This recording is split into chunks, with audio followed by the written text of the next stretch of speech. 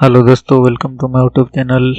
और जैसा कि हम लोग पिछले वीडियो में डिस्कस किए थे वीआरएफ क्या होता है और इसका पाइपिंग लिमिटेशन के बारे में और फिर ब्रांचिंग सिस्टम के बारे में।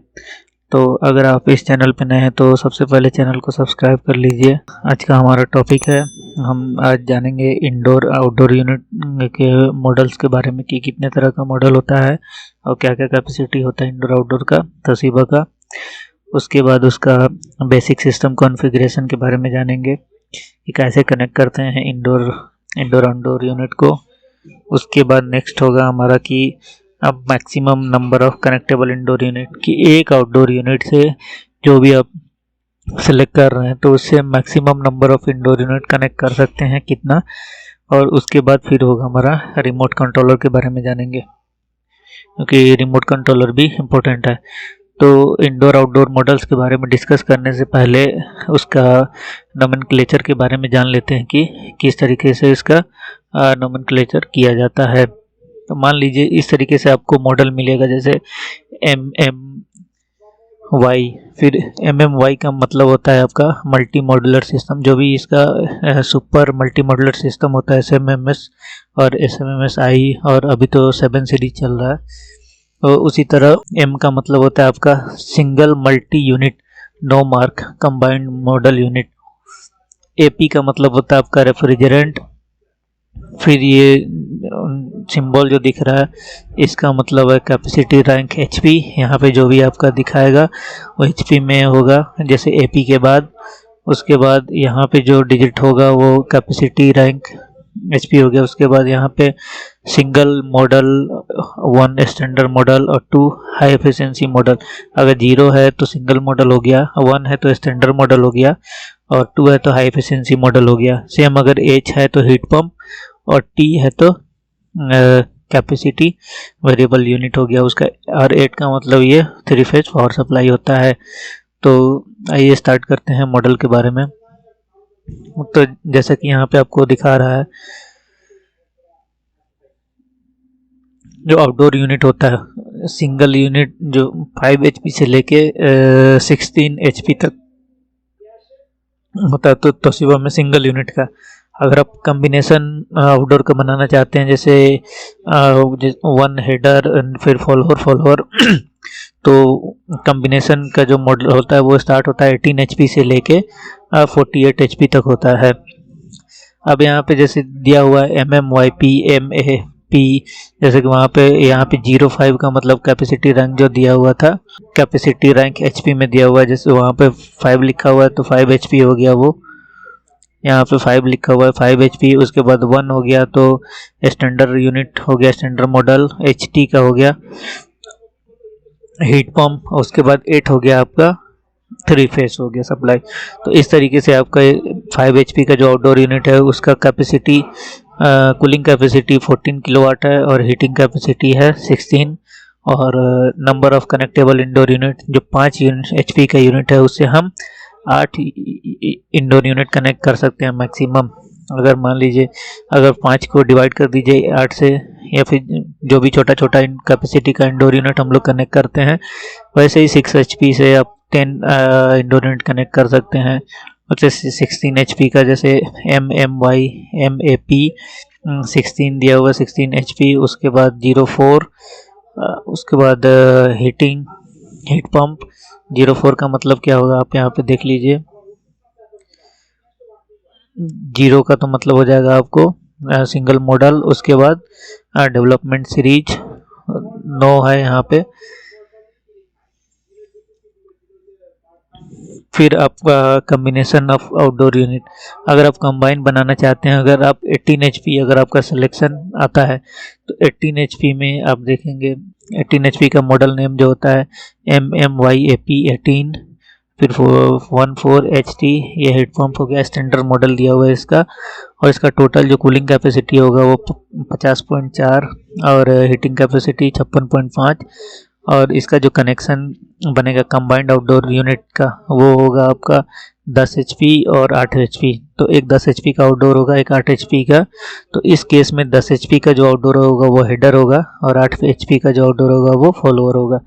और इससे मैक्सिमम 30 इंडोर यूनिट आप कनेक्ट कर सकते हैं। सेम वैसे ही आप 48 HP का अगर मशीन आप सेलेक्ट कर रहे हैं तो उसका कूलिंग कैपेसिटी जो होगा किलोवाट में 135 होगा और हीटिंग का कैपेसिटी 150 किलोवाट। और इसमें आप 16 HP का 3 आउटडोर यूनिट कंबाइन कर सकते हैं। तो जैसे हेडर फॉलोअर तो एक हेडर बन जाएगा इसमें से और 2 फॉलोअर यूनिट, और इससे मैक्सिमम 48 इंडोर यूनिट कनेक्ट हो सकता है। तो कैपेसिटी डिफरेंट हो सकता है अलग अलग। उसके बाद हाई एफिशिएंसी मॉडल आता है। हाई एफिशिएंसी मॉडल में भी आपका जो कंबाइन होगा वो 16 से लेके 48 HP तक होता है। अब ब्रांचिंग जॉइंट एंड हेडर के बारे में हम लोग पहले ही पढ़ चुके हैं, तो इसका मॉडल नाम अलग अलग करके आता है। जैसे वाई शेप ब्रांचिंग जॉइंट जो होता है, आप 3 देखेंगे star in first branching select according to capacity code of the outdoor unit. तो जब भी आपको ये वाई शेप का ब्रांचिंग सेलेक्ट करना होगा तो जो भी आपका कैपेसिटी कोड होगा, जितना भी HP का आउटडोर यूनिट होगा, तो उस HP के अकॉर्डिंग आपको ये मॉडल सेलेक्ट करना होगा फर्स्ट ब्रांच। उसके बाद ये इस तरीके से दिखेगा। तो हम लोग इसके बारे में डिस्कस करेंगे फाइनली जब डिजाइनिंग करेंगे इसका। सेम 4 ब्रांचिंग हेडर का मॉडल 4 ब्रांच का हो गया, 8 ब्रांच का हो गया। जैसा कि मैंने बताया था कि कंपनी अब किस टाइप का ब्रांचिंग सिस्टम प्रोवाइड कर रहा है, कितना कनेक्शन हो सकता है। तो तोशिबा जो है 4 ब्रांचिंग सिस्टम और 8 ब्रांचिंग सिस्टम प्रोवाइड कराता है। सेम वैसे ही टी जॉइंट और वाई शेप जॉइंट है। जैसे पाइपिंग गैस पाइपिंग के लिए हम लोग वाई शेप का यूज करेंगे और लिक्विड के लिए हम लोग टी शेप का। फिर उसके बाद एक बैलेंसिंग पाइप जो होता है जो outdoor to outdoor unit connect होता है, और ये आपको वाई जॉइंट दिख रहा है।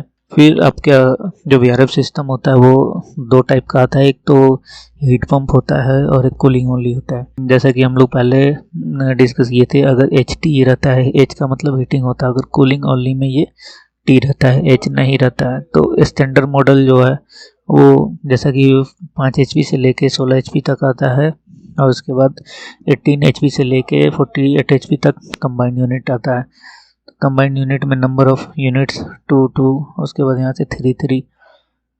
मान लीजिए एक एग्जांपल लेते हैं हम लोग, यहाँ पर 30 HP का ले रहे हैं, ठीक है। अब 30 HP का जो मॉडल आपका MAMY AP 30 HP हो गया, 1 हो गया, यहाँ 4 हो गया, उसके बाद ST हो गया, 8 हो गया, 2 यूनिट कनेक्ट है इससे। तो इसमें कितने का बन जाएगा आपका, एक 14 HP का आउटडोर होगा इन्वर्टर टाइप, और दूसरा भी 16 HP का होगा, और दोनों आउटडोर यूनिट में 2 कंप्रेसर रहता है। सेम वैसे ही हाई एफिशिएंसी में आपका सेम कम्बिनेशन बनेगा इस तरीके से, जैसा कि हम लोग पहले ही देख चुके हैं। MMYP AP रेफ्रिजरेंट रहता है यहाँ पे, ये कैपेसिटी रैंक हो गया। अगर 1 2 3 0 1 2 के हिसाब से आप स्टैंडर्ड मॉडल और हाई एफिशिएंसी मॉडल होता है, और H का मतलब होता है हीट पंप, ठीक है। T का मतलब होता है capacity variable unit, and power supply हो गया। उसके बाद जो रेंज ऑफ कंबाइंड कैपेसिटी, तो आप जब कम्बिनेशन बनाते हैं आउटडोर यूनिट का तो मैक्सिमम 4 यूनिट को कंबाइन कर सकते हैं आप, और इसका मैक्सिमम 4 यूनिट को कंबाइन कर सकते हैं। और कम्बिनेशन जो स्टार्ट होता है आपका आउटडोर यूनिट का वो 16 HP से लेके 48 HP तक होता है। और इसका डिज़ाइन कंडीशन दिया हुआ है, जो भी मशीन का डिज़ाइन हुआ है वो है इंडोर का टेम्परेचर 27 डिग्री सेल्सियस और ड्राई बल्ब, और 19 डिग्री सेल्सियस वेट बल्ब, और outdoor air temperature 35 degree Celsius. तो आउटडोर का जो टेम्परेचर है वो 35 डिग्री सेल्सियस पे ये डिज़ाइन है। और सेम हीटिंग में आपका 20 डिग्री सेल्सियस ड्राई बल्ब हो गया, और आउटडोर का हो गया 7 डिग्री और 6 डिग्री, 7 डिग्री ड्राई बल्ब और 6 डिग्री वेट बल्ब।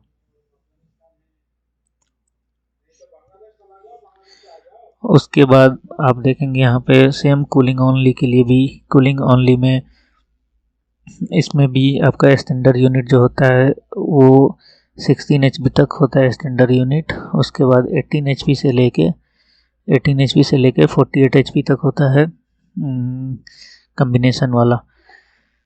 तो इस तरीके से आप आउटडोर यूनिट सेलेक्ट कर सकते हैं, कूलिंग ओनली और heat pump as per design जो भी आपका एप्लीकेशन है उसके बाद हाई एफिशिएंसी मॉडल में भी सेम 16 HP से लेकर 48 HP तक होता है। उसका भी यहाँ पे आपका नोमेनक्लेचर दिया हुआ है, कैसे आप नेमिंग करेंगे। उसके बाद आप यहाँ देख रहे हैं इंडोर यूनिट, तो इंडोर यूनिट में भी आपको VRF में काफ़ी फ्लेक्सिबिलिटी मिल जाता है।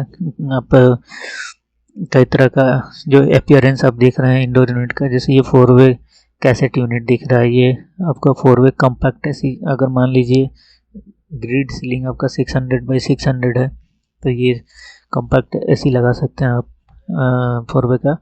और इसका जो साइज आता है आपका 900 बाई 900 का आता है। सेम वैसे ही आप सीलिंग पे 2-वे कैसेट लगा सकते हैं, 1-वे लगा सकते हैं। और कंसील डक्ट टाइप होता है जो कि सीलिंग के अंदर हम लोग इंस्टॉल करते हैं। उसके बाद ये high static pressure ductable indoor unit हो गया। उसके बाद स्लिम टाइप हो गया। स्लिम टाइप में क्या होता है कि इसका हाइट कम होता है 200 mm। फिर सीलिंग टाइप का ये मशीन हो गया, कैसेट टाइप का होता है। फिर हाई वॉल यूनिट हो गया। फिर फ्लोर स्टैंडिंग कंसील टाइप हो गया, जो कि ग्रिल लगा देते हैं सिर्फ। और ये भी फ्लोर स्टैंडिंग टाइप हो गया, आपका कैबिनेट टाइप हो गया, ये फ्लोर स्टैंडिंग हो गया। तो फ्रेश एयर यूनिट भी यहाँ पे दिया हुआ है, तो फ्रेश एयर यूनिट भी आप लगा सकते हैं। उसके बाद एक हीट एक्सचेंजर कॉइल है, वो DX coil type direct expansion type का होता है। सेम वैसे ही इसमें इंडोर का मॉडल भी दिया हुआ, जैसे MMU AP 009 तो इसमें आपको 00 जो 9 दिख रहा है 9, ये 009 आपका कैपेसिटी रैंक है। तो बेसिकली कैपेसिटी रैंक होता क्या है? कैपेसिटी रैंक आपका BTU पर आवर होता है, जो हम लोग कूलिंग कैपेसिटी निकालते हैं ना, ब्रिटिश थर्मल यूनिट। एक टन इक्वल टू होता है 12,000 BTU पर आवर। तो वैसे ही ये 9 कैपेसिटी रैंक दिया हुआ है यहाँ पे। तो जब आप इस 9 को डिवाइड कर देंगे 12 से, डिवाइड कर देंगे 9 डिवाइडेड बाई 12, 9 डिवाइड बाई 12, तो ये आपका 0.75 टन का मशीन आ गया।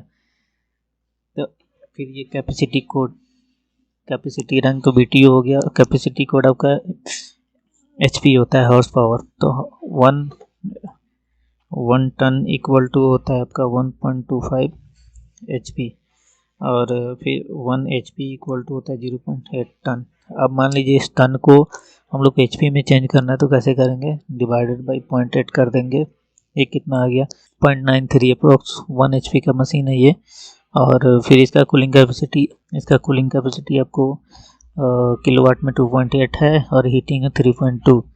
सेम वैसे ही मान लीजिए ये एक मशीन आपको दिया हुआ है 30, तो 30 जो आपका है BTU, तो BTU से टनेज आप निकाल लेंगे। 30 डिवाइडेड बाई 12, ये 2.5 टन का आ गया। अब 2.5 टन को HP में कैपेसिटी कोड निकालने के लिए 2.5 डिवाइडेड बाई आप कर देंगे 0.8, तो 3.12 आ गया। ठीक है, तो ये 3.2 आ गया HP। उसके बाद इसका अब मान लीजिए कितना टन आया था मेरा, 30 टन आया था, डिवाइडेड बाई 12 से 2.5 टन। अब इसको किलोवाट में चेंज करने के लिए मल्टीप्लाई कर देंगे 3.516 से, तो कितना आ गया? 8.79 किलोवाट। तो अप्रॉक्स 9 किलोवाट है ये। वैसे ही हीटिंग कैपेसिटी, तो हीटिंग कैपेसिटी और कूलिंग कैपेसिटी जब आप हीट लोड निकालेंगे, तो वहाँ पे हीट लोड से जब आएगा उस केस में आपको यहाँ से इन यूनिट्स को सेलेक्ट करना होगा कूलिंग और हीटिंग कैपेसिटी के बेस पे।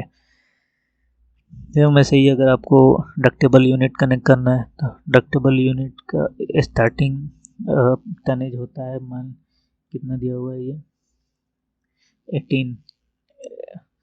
18 डिवाइडेड बाई 12, ये 1.5 टन से स्टार्ट होता है, और मैक्सिमम आपका 96 डिवाइडेड बाई 12 8 टन तक का आता है मैक्सिमम। BRF में किसी भी कंपनी में आप BRF में जो डक्टेबल यूनिट होता है वो 8 टन तक होता है। सेम वैसे ही स्लिम डक्ट में आपका कैपेसिटी 0.8 HP से स्टार्ट हो रहा है, और 1.2 HP तक इसका मशीन है। सेम, तो ये साइज वेरी करता है, तो एज पर साइज आप सिलेक्ट कर सकते हैं, जो भी साइज आपको सिलेक्ट करना होगा। फिर आ गया कनेक्टेबल इंडोर यूनिट, कितना इंडोर यूनिट कनेक्ट कर सकते हैं। For outdoor unit maximum number of connectable indoor unit and total capacity code of indoor unit are decided. तो ये प्री डिसाइडेड होता है, आपको इन कैपेसिटी का ध्यान देना होगा। अब जैसे कि मान लीजिए ये 5 HP का मॉडल है आपके पास, 5 HP का आउटडोर यूनिट है जो कि हीट पंप में है, HT दिया हुआ है, कूलिंग ओनली में H नहीं रहता है। तो यहाँ 5 HP आप देख सकते हैं। तो 5 HP से जो capacity code of outdoor unit, capacity code आपको यहाँ से पता चल गया कि कितने HP का है, 5 HP का है, और इससे 8 इंडोर यूनिट आप कनेक्ट कर सकते हैं। और capacity code of indoor unit, अब जो कैपेसिटी कोड होगा जो वेरी कर सकता है, आप मिनिमम 2.5 का इंडोर यूनिट कनेक्ट कर सकते हैं और मैक्सिमम 6.75 तक का इंडोर यूनिट कनेक्ट कर सकते हैं आप। जैसे आप इंडोर यूनिट को एक दूसरे से जब ऐड करते जाएंगे तो आपका कल जो टोटल आएगा 6.75, अगर 6.75 से नीचे है तो आप 5 HP का आउटडोर यूनिट सेलेक्ट करेंगे। सेम वैसे ही अगर आप 48 HP का सेलेक्ट कर रहे हैं आउटडोर यूनिट, ठीक है, तो आप इंडोर यूनिट कितना कनेक्ट कर सकते हैं, number of indoor unit 48 indoor unit connect कर सकते हैं। और इसका कैपेसिटी क्या होगा वो वेरी करेगा आपका 24 HP से लेके 64.8 HP, मतलब 48 HP के आउटडोर से आप 64 HP तक के इंडोर यूनिट को कनेक्ट कर सकते हैं। तो इस केस में जो आपका डाइवर्सिटी जो हो जाएगा 64.8 डिवाइडेड बाई 48, 135% होगा, जो कि तोशिबा आपको अलाउ करता है 135% तक डाइवर्सिटी दे सकते हैं आप अपने सिस्टम को। एक्चुअली जो डाइवर्सिटी होता है वो रेशियो होता है connectable indoor unit to the selected outdoor unit.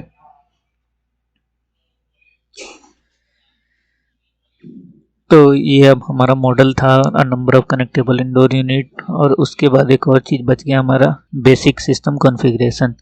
तो बेसिक सिस्टम कॉन्फ़िगरेशन में जैसे कि हम लोग अभी थोड़ी देर पहले पढ़े, उसमें क्या दिया हुआ था, अगर आपके पास 8 HP का आउटडोर है तो 8 HP के आउटडोर से आप मैक्सिमम 13 यूनिट कनेक्ट कर सकते हैं, ठीक है। और कैपेसिटी कोड जो का इंडोर होगा वो मिनिमम 4 HP होगा और मैक्सिमम 10.8 होगा। 8 HP का क्या था, 13 कनेक्ट कर सकते हैं, 4 HP और 10.8 HP मैक्सिमम। तो ये बेसिक सिस्टम कॉन्फ़िगरेशन है। इस तरीके से हम लोग जब भी डिज़ाइन करेंगे तो ऐसे ही कनेक्शन होता है। तो यहाँ पे आप देख रहे होंगे कि एक 8 HP का आउटडोर दिया हुआ है यहाँ पे, और इससे जो है 1 2 3 4 5 6 13 इंडोर यूनिट कनेक्टेड है। और इंडोर यूनिट का जो कैपेसिटी कोड जो HP है 0.8 HP का 13 मशीन कनेक्ट है, तो 0.8 HP इंटू 13 कर देंगे, कितना आ गया 10.4।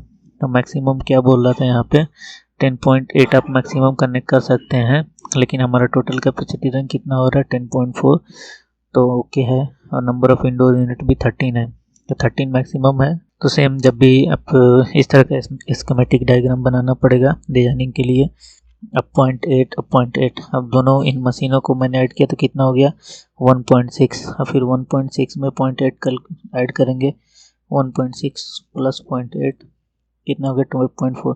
तो ऐसे ही सारे इंडोर को कैलकुलेट करने के बाद ये आ गया मेरा 4.8, और इधर जो भी इंडोर यूनिट आपका कनेक्टेड है इनका कैपेसिटी कोड आपका आ गया 5.6। तो 4.8 प्लस 5.6 कितना हो गया 10.4 कनेक्टेड है 8 HP से।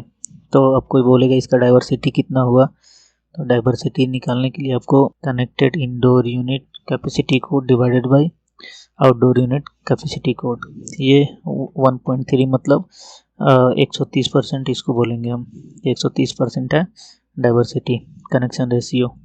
जब वैसे ही देख सकते हैं, अब जैसे ये कम्बिनेशन 20 HP का सिस्टम है, अब जैसे हमारा सिंगल यूनिट जो था वो 16 HP तक का था, अब 20 HP हमारा कनेक्शन आ रहा है, तो इस केस में हमें 10 HP के 2 आउटडोर सेलेक्ट करना होगा। अब यहाँ पे आप देख सकते हैं कि इसमें मैक्सिमम इंडोर यूनिट कितना है 33 कनेक्ट कर सकते हैं, और कैपेसिटी कोड वैरी करेगा आपका मिनिमम 10 टू मैक्सिमम 27। तो इस केस में कैसे कितना यूनिट आप यहाँ पे कनेक्शन किया हुआ है, तो यहाँ पे टोटल इंडोर यूनिट कितना है 19 सेलेक्ट कनेक्टेड है, और इन 19 मशीनों का जो कैपेसिटी कोड है टोटल वो 26.7 है, जो कि 27 से कम है। तो इन सारे मशीनों का ये 8.25, 8.25 और 10.25, 10, 8, 18, 824 एंड 10.25 प्लस 8.25 प्लस 8.25, ये कितना हो गया 26.75 connected indoor unit divided by कर देंगे सिलेक्टेड आउटडोर यूनिट आपका 133%। तो सिबो वाले आपको 135% तक अलाउ करते हैं। तो ये आपको वेरी करता है एप्लीकेशन के अकॉर्डिंग कि आपका एप्लीकेशन क्या है। जैसे रेसिडेंशियल में आप 135% तक डाइवर्सिटी ले सकते हैं। तो इस कनेक्शन के बारे में हम लोग और भी डिस्कस करेंगे जब मशीन सिलेक्शन की बात करेंगे, तो बेसिक कॉन्फ़िगरेशन और क्लियर हो जाएगा वहाँ पे। उसके बाद नेक्स्ट टॉपिक है हमारा रिमोट कंट्रोलर। अब रिमोट कंट्रोलर भी काफ़ी इम्पोर्टेंट है VRF सिस्टम में, क्योंकि VRF सिस्टम में हम इंडिविजुअली टेम्परेचर को कंट्रोल कर सकते हैं। और रिमोट कंट्रोलर में भी डिफरेंट टाइप के रिमोट कंट्रोलर होते हैं। जैसे ये वायर्ड रिमोट कंट्रोलर होता है, इसका मॉडल हो गया वायर्ड रिमोट कंट्रोलर में। ये हम लोग दीवार में लगा देते हैं, इंस्टॉल कर देते हैं। वायर्ड रिमोट कंट्रोलर जैसे कनेक्टेड टू इंडोर यूनिट से ये कनेक्टेड दिखा रखा है आपको। और wired remote controller in case of control by 2 remote controller, अगर 2 रिमोट कंट्रोलर से कनेक्टेड है तो आपको 2 रिमोट यहाँ पे दिखा रखा है। और रिमोट का फंक्शन क्या होता है, एक तो स्टार्ट स्टॉप करने के लिए यूज करते हैं, फिर मोड चेंज करने के लिए यूज करते हैं, हीटिंग मोड या कूलिंग मोड में चलाना है। उसके बाद टेम्परेचर सेटिंग करते हैं हम इससे रिमोट से। उसके बाद चेंज ऑफ एयर फ्लो का स्पीड जो होता है फ़ैन का वो चेंज कर सकते हैं। उसके बाद टाइमर लगा सकते हैं। उसके बाद फिल्टर साइन, उसके बाद सेल्फ डायग्नोस्टिक सिस्टम है। उसके बाद control by 2 remote is available. तो डिफरेंट फंक्शन होते हैं रिमोट्स के। जब आप साइट पे देखेंगे तो आपको और समझ में आएगा।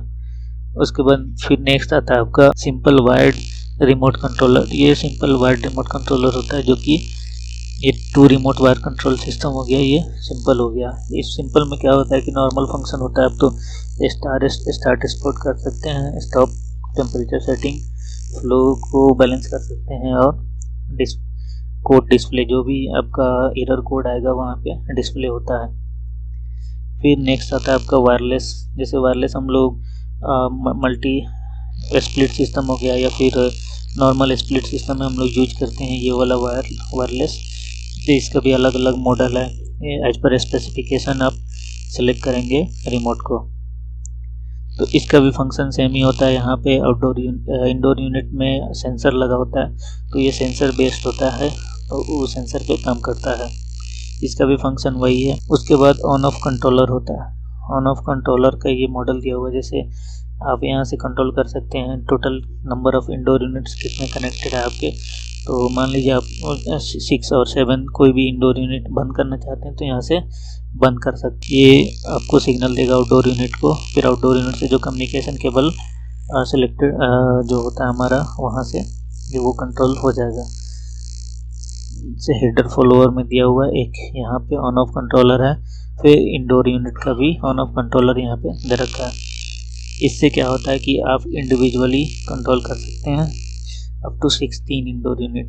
तो ऑन ऑफ कंट्रोलर जो होता है इससे आप 16 इंडोर यूनिट कनेक्ट कर सकते हैं। इसका फंक्शन क्या होता है, जैसे setting of simulation, setting of simultaneous on off 3 times for each day of the week when combined with schedule timer. तो इसमें क्या होता है कि शेड्यूल कर सकते हैं, जैसे टाइमर लगाते हैं हम कि कौन से मशीन को कब स्टार्ट करना, ये ऑटोमेटिक ऑन ऑफ कर लेता है मशीन को। उसके बाद connected to 2 remote controller is available. तो इसमें भी 2 रिमोट कंट्रोलर का कनेक्शन अवेलेबल है, आप उसका सेटिंग कर सकते हैं। फिर नेक्स्ट आ गया हमारा सेंट्रल रिमोट कंट्रोलर। जैसा कि मैंने पहले बताया था कि सेंट्रल रिमोट कंट्रोलर में क्या होता है, आप बाय BMS और एक सेंट्रलाइज सिस्टम जैसे रिसेप्शन वगैरह पे लगा रहता है, तो वहाँ से आप मशीनों को ऑन ऑफ कर सकते हैं। तो इसमें जैसे आप connected to outdoor unit and indoor unit. अब जो भी कम्युनिकेशन केबल होता है सारे इंडोर यूनिट्स को कंबाइन करने के बाद लास्ट इंडोर जो होता है उससे फिर हम लोग एक कम्युनिकेशन वायर डालते हैं आउटडोर यूनिट के पीसीबी में जो हेडर होता है। फिर हेडर यूनिट एक दूसरे से कनेक्टेड होता है। फिर उसके बाद हेडर से एक वायर जाता है कम्युनिकेशन का wire control cable central remote controller को। तो आप इन सब चीज़ों को एक एक करके पढ़िए और समझ में आएगा। जैसे individual control up to 64 unit connect कर सकते हैं इससे, जैसे 4 जोन। अगर कोई सिस्टम है, अगर कोई भी सिस्टम आप बना रहे हैं, जैसे 4 जोन है, अगर चारों का अलग अलग अपने आउटडोर यूनिट रखा है, लेकिन आप चारों सिस्टम का एक सेंट्रल रिमोट कंट्रोलर बना सकते हैं बाई कम्युनिकेशन वायर डाल के। उसके बाद आपका आ जाता है शेड्यूल टाइमर। तो टाइमर भी आता है। टाइमर में क्या होता है कि कौन सा मशीन आपको कब चलाना है, तो आप टाइमर सेट कर सकते हैं। जैसे कि यहाँ पे दिया हुआ है शेड्यूल टाइमर मोड में क्या क्या सेट कर सकते हैं। 6 programmings per day, enabling 8 groups to be programmed. A maximum of 64 units can be controlled. A maximum of 100 hour backup power supply.